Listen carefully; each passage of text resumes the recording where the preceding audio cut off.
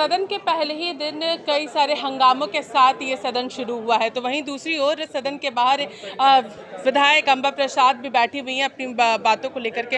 हम क्या कुछ मांग लेकर के आई हैं? देखिए, हमारे क्षेत्र में बड़कागांव विधानसभा में बड़कागांव प्रखंड में गोंदलपुरा पंचायत है। वहाँ पे अडानी का विरोध लगातार ग्रामीण कर रहे हैं और ग्राम सभा से भी किसी तरह का सहमति नहीं जताया जा रहा है, विरोध किया जा रहा है। तो अडानी कंपनी प्रशासन के कुछ लोग हों या फिर जो दलाल किस्म के कुछ लोग जो गांव में कुछ चुनिंदा लोग हैं, उन लोगों का सहारा लेके कुछ लोगों पे फर्जी मुकदमा करना या फिर फूट डालो राज करो वाली नीति अपनाना या फिर वहाँ पे डर पैदा करना, लोभ पैदा करना, इससे लोग काफ़ी आक्रोशित हैं। अभी कुछ ही दिन पहले 25,000 मतलब 25 किलोमीटर लगभग 10,000 लोग चले और अडानी के विरोध में चले और वहाँ पे सब किसान वर्ग के लोग हैं। वो लोग नहीं चाहते कि वहाँ पे कोई माइनिंग का काम अडानी आके करे।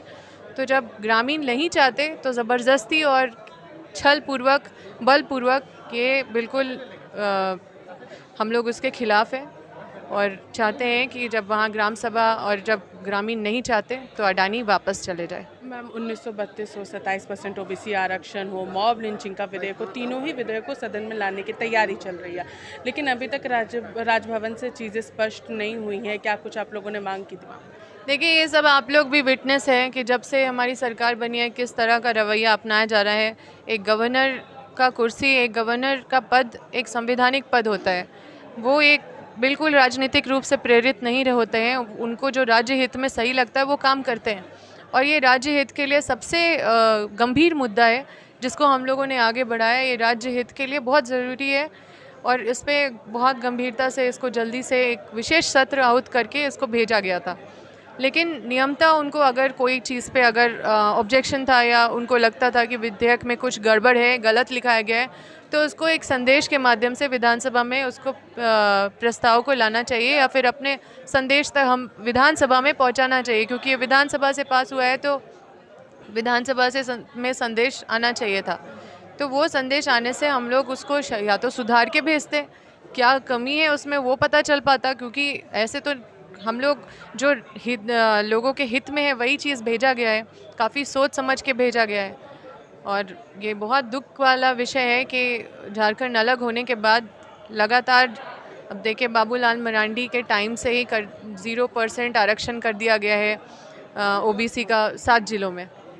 अब वहाँ पे उनको ना एसटी माना जा रहा है, ना एससी माना जा रहा है, ना ओबीसी माना जा रहा है, ना जनरल माना जा रहा है, जबकि अब तो जनरल को ईडब्ल्यूएस भी मिल रहा है। तो ये अच्छी बात है, लेकिन ओबीसी वर्ग को कुछ नहीं देना, हर तरह से वंचित कर देना, ये बिल्कुल अन्याय है एक बड़े जनसंख्या के साथ। और इसलिए हमने कल ये बात उठाया था कि उनको जब तक हम लोग 27% आरक्षण, ये विधेयक को हम लोग, क्योंकि संघर्ष करना पड़ेगा हम लोग को, एग्रेसिव, अभी थोड़ा समय लगेगा, बड़े पैमाने पे नियुक्तियां हो रही है, जिला में जो नियुक्तियां होती है उससे वंचित हो जाते हैं ओबीसी वर्ग के लोग जिला में।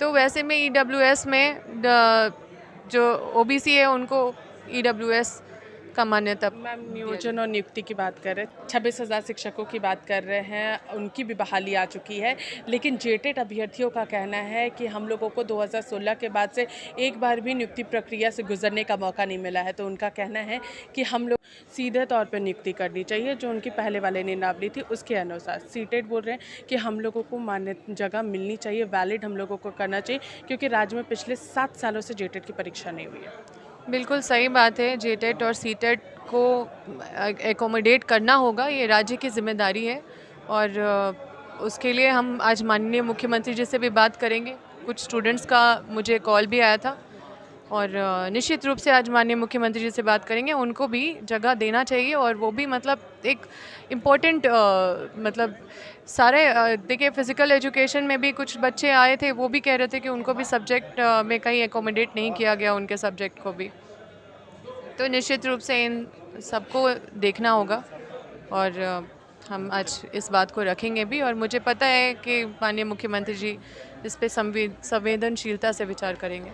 तो ये थी हमारे साथ अम्बा जी, जिन्होंने तमाम चीज़ों पर हमारे साथ चर्चा की और 26,000 शिक्षकों की जो बहाली हो रही है, तमाम चीज़ों को लेकर के उन्होंने बात रखी है कि मुख्यमंत्री से बातचीत होगी, क्योंकि सीटेट को भी एकोमोडेट करना होगा और जेटेट जो मांग करे उसे भी ध्यान में यहाँ पर रखना होगा।